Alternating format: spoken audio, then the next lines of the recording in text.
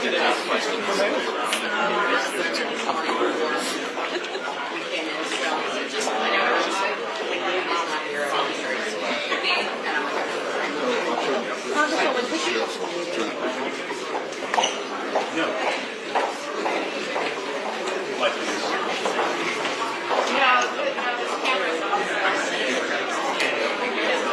Dan. Dan. Do you have a second just to chat? Is there anything in the policy coming out of this today's meeting? Yes, but can you talk to us about what other questions you might still have? Sorry, what? Could you talk to us just about what other questions you might still have coming out of this? Look, I think the questions we're all asked is what's next. You can't take back what's taken place. What do we do next, and what do we assume and understand the Israelis and Iranians were next? In the final analysis, we're here because we pulled out of the JCPOA. The final analysis, that was diplomatic efforts. So we applaud those efforts now. It's really the only thing that's left to do. Are you satisfied with the briefing that you heard today? This was a better briefing than we typically get. Do you have a better sense of how much destruction there was and whether it is? No, I'm on the Intel committee, so I didn't learn anything. Did they give you any update on whether or not the centrifuge was moved or the status? That's the kind of detail I can't give in these circumstances, but it's obviously an issue of concern. Did the leak come up at all? Potential for another strike? There was obvious admonitions. You can't leak stuff. And that's right. It is illegal, it is wrong, it is dangerous. It makes us less safe when people leak things. It risks our sources and methods. People should be prosecuted. Presidents for all time are angry about leaks, and they should be, Democrat and Republican. But history shows almost all leaks come out of the executive branch. I gotta go. Thank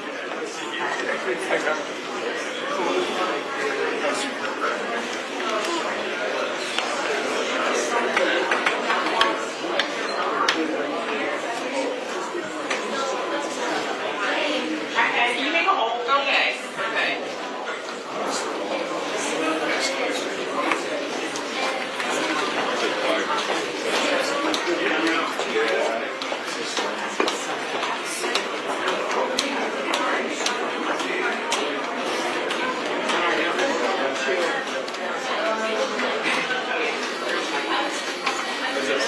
Speaker's coming, guys.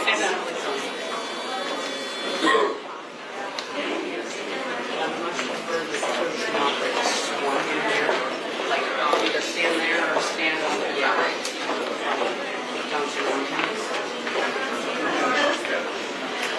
Speaker Johnson, can we get this can over here? Yes, sir. Can you tell us, were you satisfied with the briefing? Yeah, let me give you some thoughts about what just transpired in there this morning. We talked about how historic and fateful these moments are. This is a historic time that we live in, and this has been an incredible 2 weeks. Of course, it began with Israel's strikes that were targeted against Iran's nuclear and ballistic missile programs. They eliminated nearly the entire top echelon of Iran's military command and nuclear scientists. And then, of course, this past weekend, the United States acted as we needed to act, and we had our military forces, of course, strike the heart of Iran's nuclear weapons program. We delivered a major setback that resulted then in a feeble, face-saving response from Iran, and immediately thereafter a ceasefire agreement. We want to commend President Trump for his decisive and bold leadership and thank our military intelligence and diplomatic professionals for what they've accomplished. It is a true testament to America's leadership and military strength. And I will tell you, I was heartened by the briefing that we just got here and the reaction by all of our colleagues. It was bipartisan. There were Republicans and Democrats there. There was a couple of moments of rousing applause and support for our outstanding, extraordinary military servicemen and women. The pride that we all have as Americans, as the only nation on the face of the planet that is capable of this kind of decisive action. And again, as I said, it takes bold leadership to do so. The briefing today was thorough, I think very helpful for the members.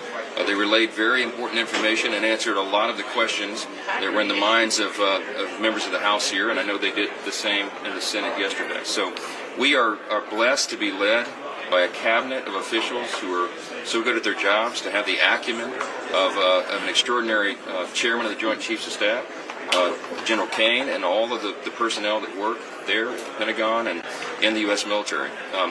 I'm very proud to be an American today. I think everyone should be.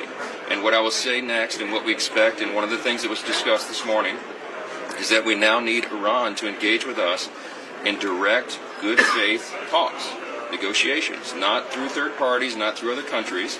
They need to sit down at the table with us and ensure that this peace is truly lasting. We're on the verge of a real peace in the Middle East for the first time in a long time. And that's because of the decisive leadership of the United States. Everyone around the world understands that. The President got a fantastic reception, as you know, at the NATO meeting, at the summit. And it is so encouraging to us that for the first time now, the other countries, NATO partners, are agreeing to commit 5% of their GDP to the fund to defend the peace around the world. The American people, American taxpayers, cannot be leaned upon to carry everyone else any longer. We have to have and pursue an America First policy, and that means what is in America's interest. Of course, what has been done here was not just in America's interest, but in the interest of all peace-loving and people and free people around the world. So I have a couple of my great colleagues, our Majority Leader Steve Scalise here, and Brian Mast, who is the chair of one of our most important committees, our Foreign Affairs Committee. And if you want to have a few questions, I'm sure we can answer them. You called this a major setback for Iran's nuclear capabilities. Do you have a sense of how much uranium may have survived or how much was destroyed? What are you learning about that? We have a sense about that. Some of this is classified, but I will tell you that there was a CIA press release, I think that went out yesterday, and they concluded that, Iran, this is a quote, Iran's nuclear program has been severely damaged, unquote. I'll put that in layman's terms. I would say it's a substantial setback, and that was a first-hand, authoritative, and reliable account. That differs greatly from the low-confidence preliminary assessment that was leaked, sadly and dangerously, probably from this body, and we're going to get down to the bottom of that. But you can dismiss the low-level initial assessment, and you can rely upon what the CIA has said, because these are first-hand accounts. It is clear, everyone can see by the videos, that these massive ordnance penetrating bombs did the job. And I think their key facilities have been disabled, and I think Iran is now a long time away from doing what they might have done before this very successful operation. Do they rule out the potential for any restrikes? I'm not sure how much of that's classified, and I shouldn't be getting into that today. But we are very encouraged about the situation and where it stands. We're very encouraged. I think the greatest evidence that we have of the effectiveness of this mission was that Iran came immediately and was willing to engage in a ceasefire agreement. That would have been unthinkable just a few weeks back. So it's a very good thing for the whole world. On the topic of Do you believe that the president needs to strike a deal with Iran, have something in writing here moving forward? Well, look, I think that's the next logical step. I mean, we will do what is necessary to maintain the peace, but it is in Iran's interest and, of course, in the world's interest for them to come to the table in good faith and make an agreement. That would be good for the entire region. We have peace in the Middle East, and that is a big step towards peace around the globe. On the big beautiful bill, has the Senate, have you talked to the Senate yet on when they will hold their vote and when the House will get a chance? I was in the Oval Office with Leader Thune as recently as early evening yesterday with the President. We had a long discussion about this and where the bill stands in its status, and we are very, very close. And Leader Thune has confidence that they could get the job done by this weekend, and we certainly are hopeful for that. We would still like to meet that July 4th self-imposed deadline, and the President likes that idea. I certainly like that idea, and so does Leader Thune. So we're in a wait-and-see posture in the House right here, and we'll see what happens. So we're ready to act. Comfortable with the Islamophobic sort of tropes that some of your members are using? Thanks, guys.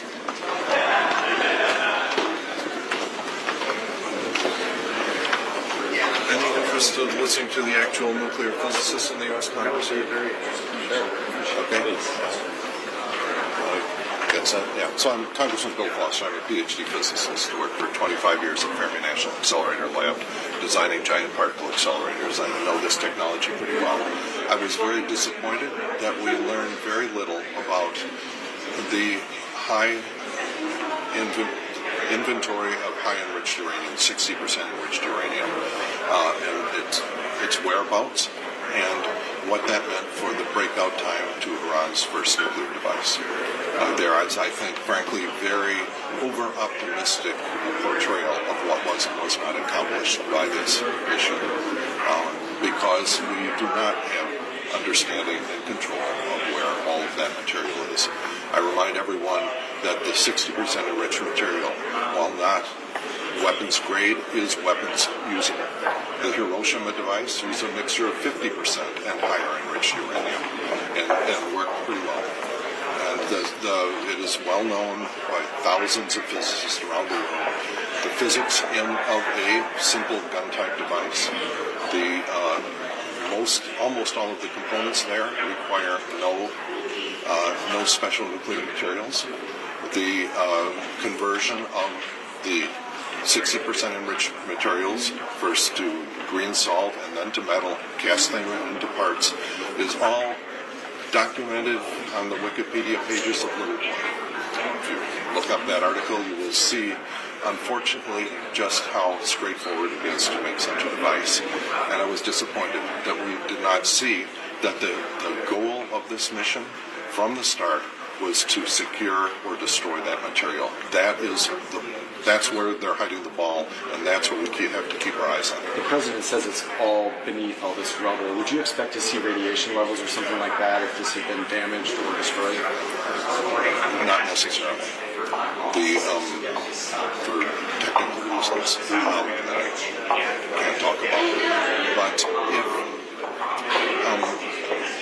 you have to understand that this inventory, we're talking about 20 or 30 scuba tanks full of material, where any 2 or so of those scuba tanks provide enough material for a first nuclear.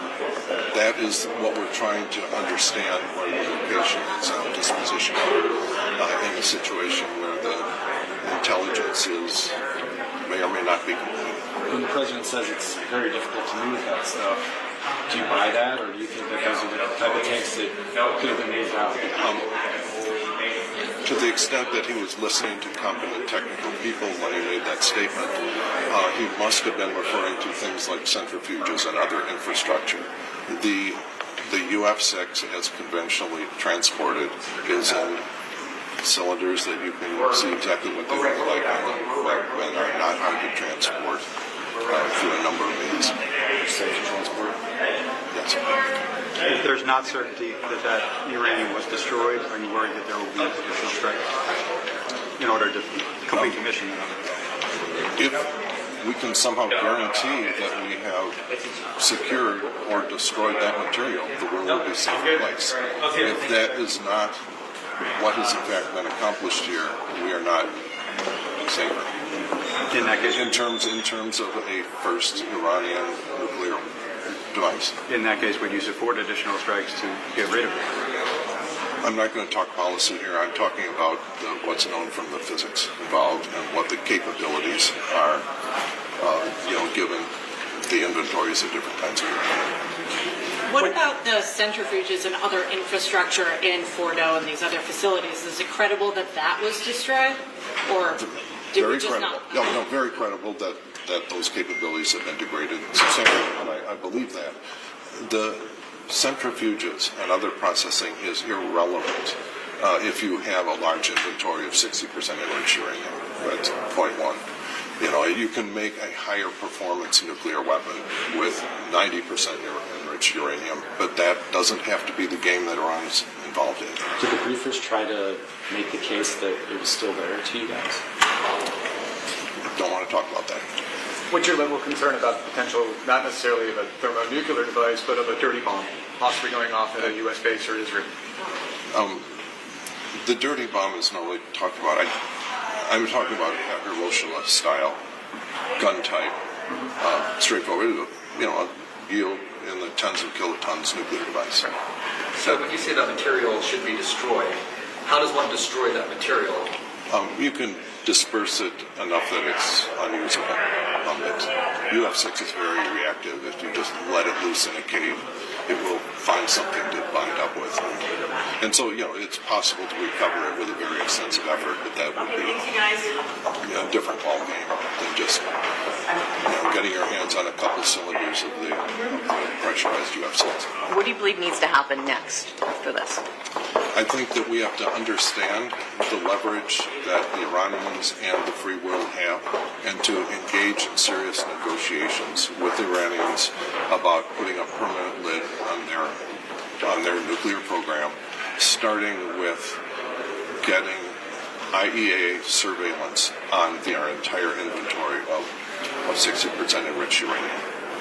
You talked at the outset about how this would have happened if the JPCOA hadn't fallen apart.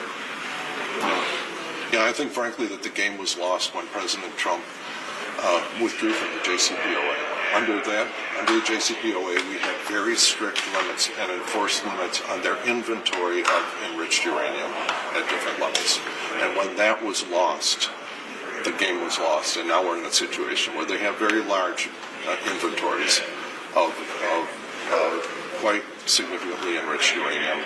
And unfortunately, that implies a very small breakout time to a first nuclear device.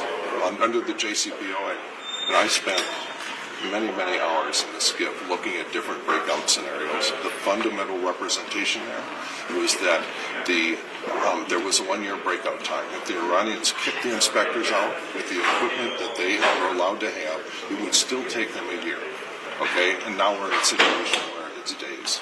All right, it was days prior to the strike, but they nonetheless have already used that equipment to make a very large inventory of 60% enriched uranium, and that's the situation we're in. So if the uranium was not destroyed, they still have that capability to break out a bomb in a few days?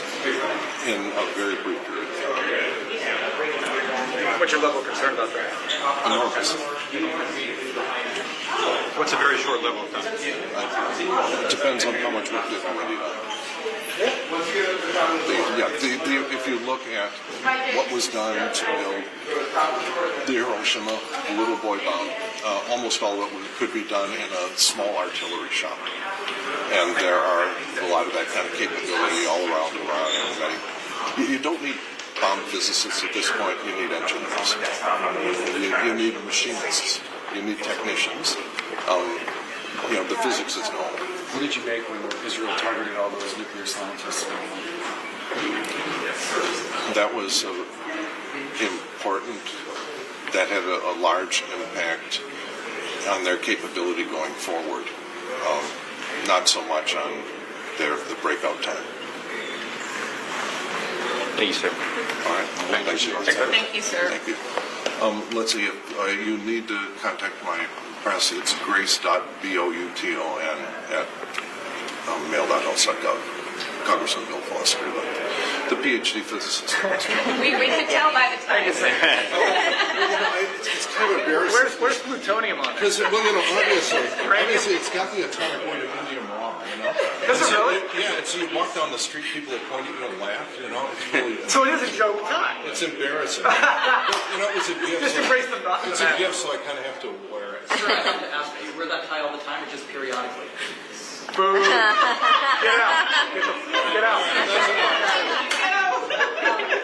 Tie streaming. That's a wrap. Nobody else is in there. We have someone coming. Ricardo? From San Jose. Trying to avoid going outside. I'm so sorry. Wait, you guys shoot the dude? They got one vote. It's over. The vote should be over by now.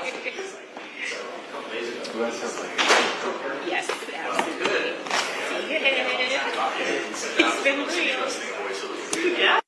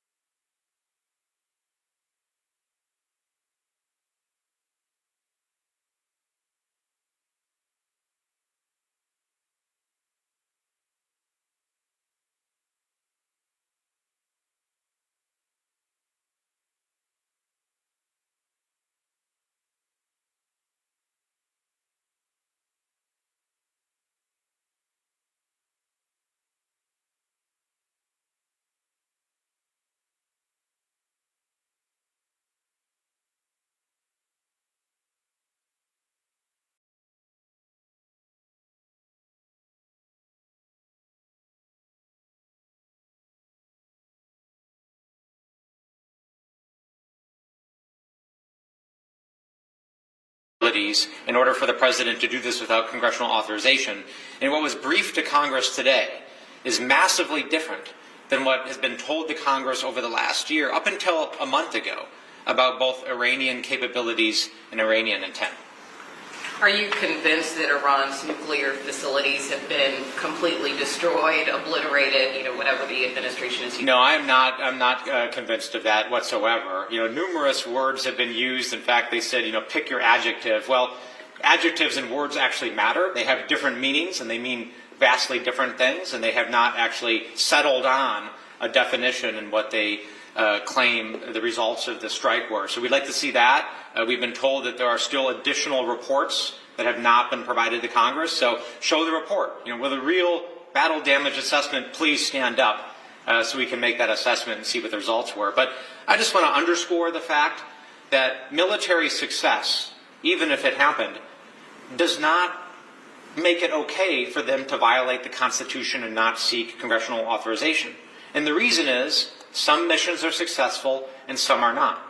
But it's the United States Congress that has the authority to determine when to take offensive military action, not the president. What about the topic of the DNI leak? Did that come up at all? And some people have insinuated that it could have came from Congress. What's your reaction? I have no information about where it would have come from. I think that's massive conjecture that it came from Congress. It very well may have, but there's been bipartisan and resounding condemnation of that. Any leak is unacceptable. Whether it's President Trump keeping classified documents in his bathroom, or Secretary Hegseth putting classified operational war plans on Signal, it's never okay, and certainly not in this instance either. Thank you, Dr. Okay, thank you. Thanks for your time.